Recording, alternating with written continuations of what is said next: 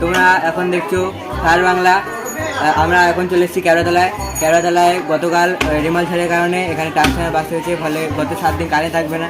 তাই এখানে আমরা এখন বাসিন্দাদের জিজ্ঞেস করবো যে তারা গরমে কেমন আছে।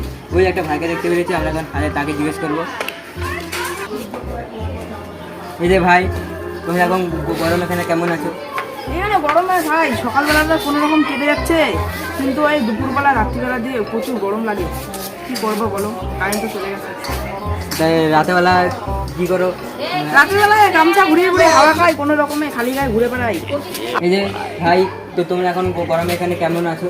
আর আছি, কোনো রকম গরমে কেটে যায় সকালবেলা, আর দুপুরবেলা রাত্রিবেলা দিকে হাওয়ায় কাটতে চায় না, হাওয়াও দেয় না একটু। কি করবো বলো? তাহলে রাতেবেলা তোমরা আর কি করো এখন? রাত্রিবেলা তো এমনি করে কেটে যায়, গামছা ঘুরাতে ঘুরাতে এরকম করে। তারপরে আমি অর্ধেক রাত আমার বউকে আমি হাওয়া করি, অর্ধেক রাত বউ আমাকে হাওয়া করে। আর কি করো? রাত তো ছোটো না, অনেক বড় রাত, কী করো?